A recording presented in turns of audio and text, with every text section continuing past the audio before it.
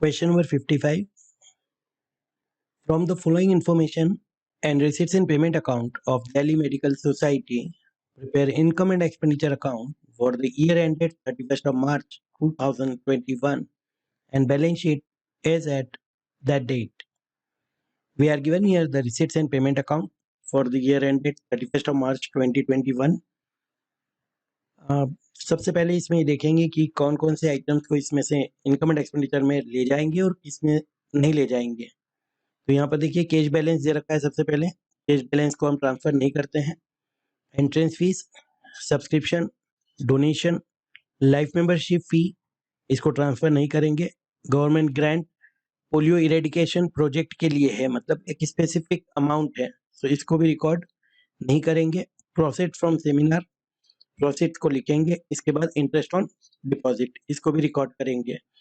Payment side की तरफ देखें तो यहाँ पर आपको दे रखा है rent, annual dinner expenses, lighting charges, books हमारे लिए असेट्स होती है।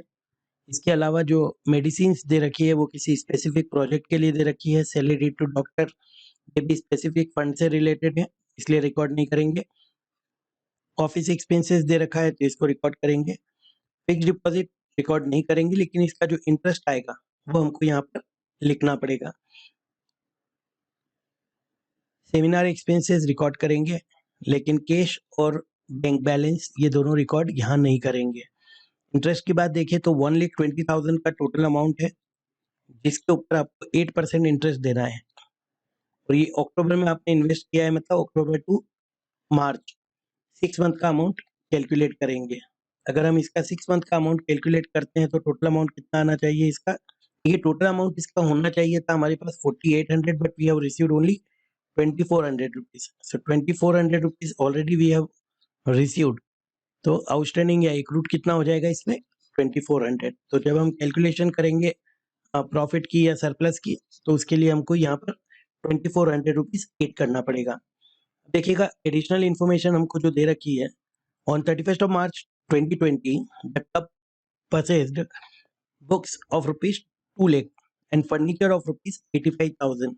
Provision for depreciation on these assets at the rate of 10% including the purchase during the year. देखिए यहाँ पर आपको पर एनम वर्ड नहीं दे रखा है, डायरेक्ट 10% दे रखा है। अदरवाइज आपने देखा होगा 10% पर एनम ये दिया रहता है। यहाँ पर ये नहीं दे रखा है, इसका मतलब है कि जो भी एसेट्स हमको दे रखी है उसके ऊपर फुल ईयर का डिप्रिसिएशन लगाएंगे। इसीलिए यहाँ पर दे भी रखा है including purchase during the year. अगर हमने कोई ऐसी एसेट्स परचेज किए तो उस पर डिप्रिसिएशन इसको जोड़ के लगाएंगे। इसके बाद दे रखा है subscription in arrear at the beginning of the year. ये ओपनिंग दे रखा है आपको। ओपनिंग को हम क्या करते हैं? प्लस करते हैं, और क्लोजिंग को क्या करेंगे? माइनस करेंगे। इसके बाद आपको दे रखा है the club paid 3 months rent in advance both in the beginning as well as at the end of the year. ये 3 मंथ का रेंट बोल रखा है यहाँ पर। 4200 रुपीज हमको प्लस भी करना है इसमें और माइनस भी करना है। इसके बाद जब डेप्रिसिएशन की बात करते हैं तो डेप्रिसिएशन में आपको यहाँ पर बुक्स दे रखा है, अंदर भी बुक्स दे रखा है, तो दोनों को जोड़ेंगे और उसके बाद उसका डेप्रिसिएशन लगाएंगे। इसके बाद आपको दे रखा है यहाँ फर्नीचर। फर्नीचर केवल बाहर दे रखा है आपको, तो केवल इसी के ऊपर डेप्रिसिएशन लगाएंगे। इसका डायरेक्ट 10% लगा देंगे, जो कि होगा 8500। और बुक्स यहाँ पर अगर हम प्लस करें, नई बुक जो आपने परचेज किया है वो है 24,800 का। अब इन दोनों को अगर ऐड करें तो 2,24,800 रुपीज। इसका 10% अगर निकालें तो कितना हो जाएगा? 22,480 रुपीज। एक्सपेंडिचर में सबसे पहले यहाँ पर लिखेंगे हम रेंट। रेंट आपको दे रखा है 16,800। इसका हमने देखा है कि बिगनिंग और एंड दोनों में 3 मंथ का इसमें प्रीपेड है, तो प्रीपेड जो है करंट ईयर का उसको क्या करेंगे? माइनस, और लास्ट ईयर का है तो उसको क्या करेंगे? प्लस। लास्ट ईयर में एडवांस था, मतलब वो करंट ईयर का था। ये प्रीवियस ईयर का यहाँ पर लिखेंगे 4200। ये हो जाएगा आपका यहाँ पर 21,000, और इसी में से माइनस कर देंगे आप प्रीपेड जो करंट ईयर का है। सेम अमाउंट है 4200, 16,800 रुपीज। बात करें हम तो हमको दे रखा है एनुअल डिनर एक्सपेंसेस 24,500। इसके बाद दे रखा है आपको lighting charges to lighting charges given है यहाँ पर 7200 के बाद दे रखा है आपको office expenses. Office expenses given है आपको 45,000 रुपीज। इसके बाद आपको दे रखा है सेमिनार एक्सपेंसेस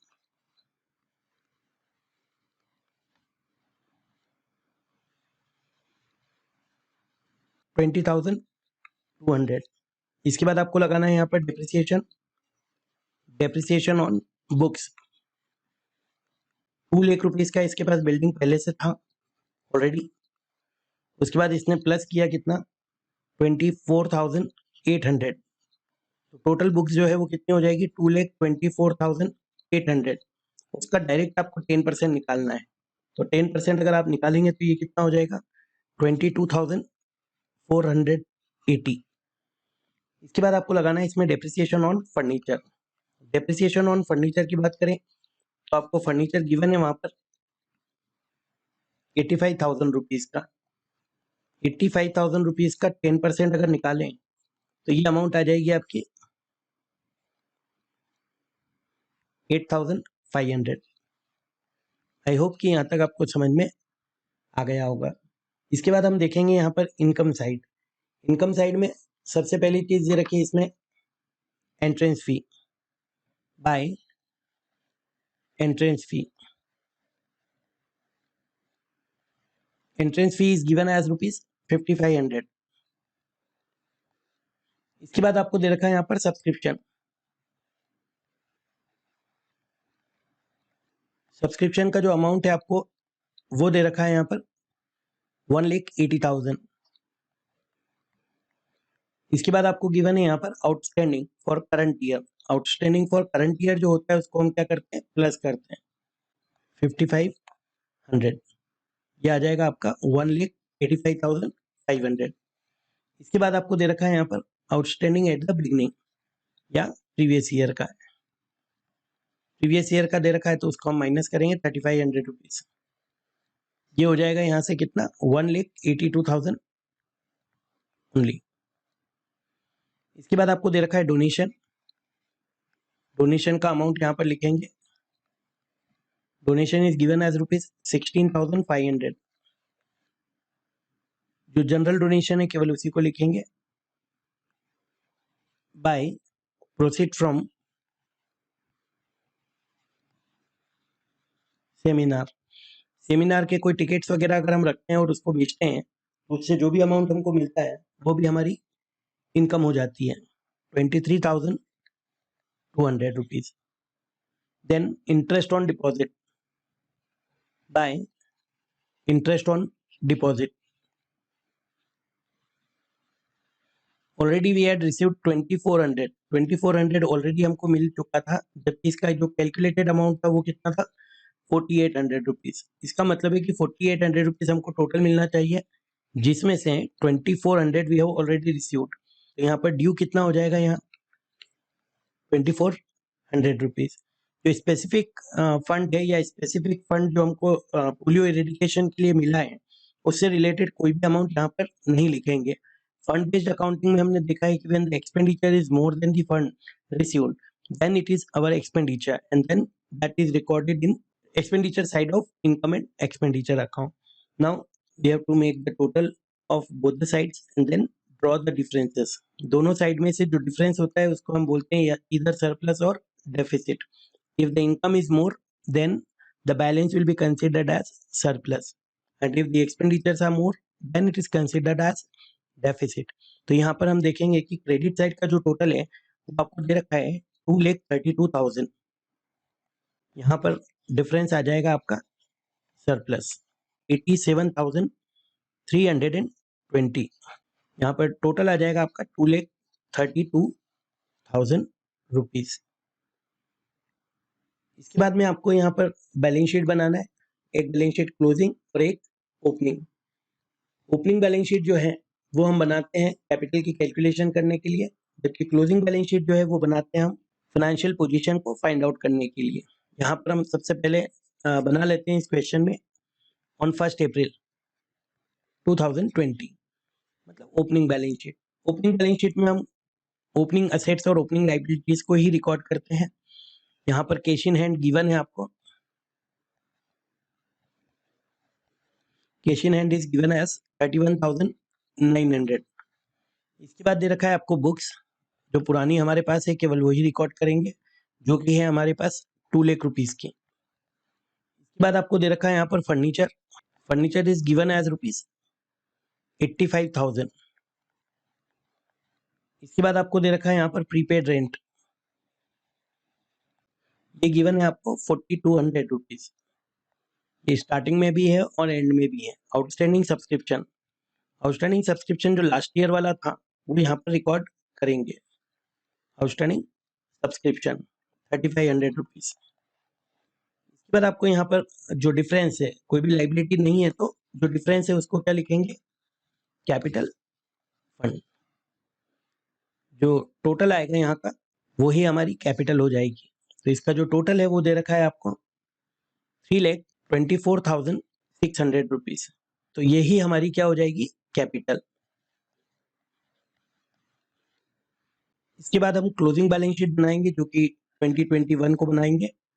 यहाँ पर आपको क्लोजिंग बैलेंस शीट में कैश दे रखा है, वो है आपका 26,000। कैश इन हैंड या कैश एट बैंक, मतलब बैंक बैलेंस। बैंक बैलेंस आपको दिया हुआ है इसमें 20,000 का। देखिए पोलियो इरेडिकेशन प्रोग्राम का दे रखा है, तो यो की एक्सपेंडिचर तो लिख नहीं रहे हम, तो यहाँ पर बैंक बैलेंस रिकॉर्ड करेंगे because it is there in the bank account of the firm.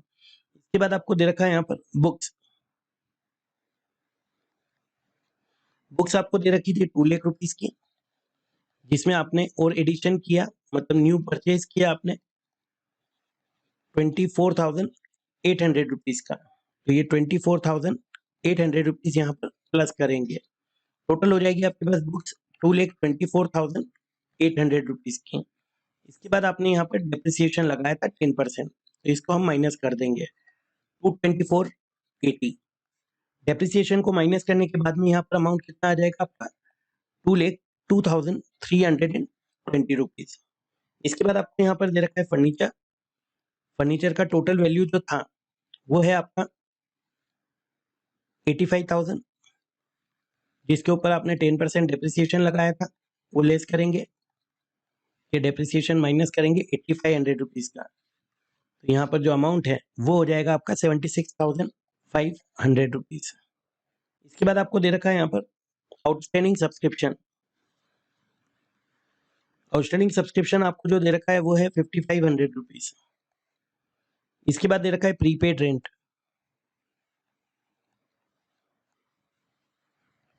Prepaid rent is given as rupees 4,200, opening में भी था और क्लोजिंग में भी है। इसके बाद आपको दे रखा है यहाँ पर fix deposit, fix deposit, fix deposit is given as 1,20,000। इसके बाद है आपका एक्रूड इंटरेस्ट,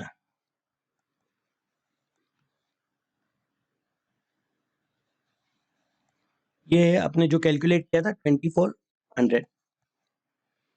लाइबिलिटी साइड में बात करें तो सबसे पहले आपको कैपिटल जो आपने फाइंड आउट किया है अभी, कैपिटल फंड आपने कैलकुलेट किया था, that was 3,24,600।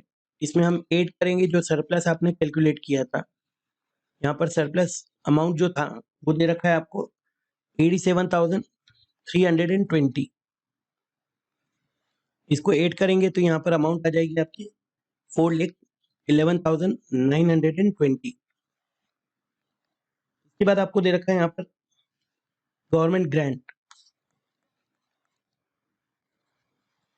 2 lakh rupees.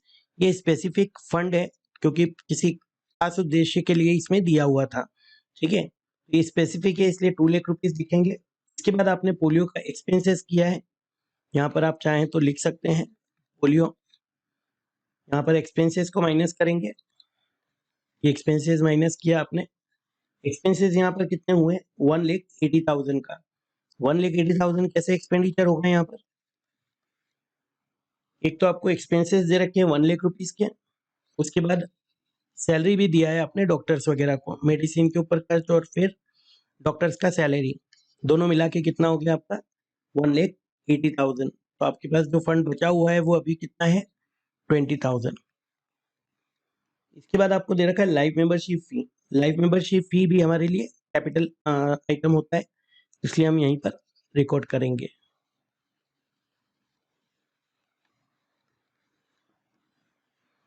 Life membership fee आपको जो दे रखा है वो है 25,000 रुपीज। दोनों साइड का जो टोटल आप लगाएंगे वो आपका इक्वल आना चाहिए।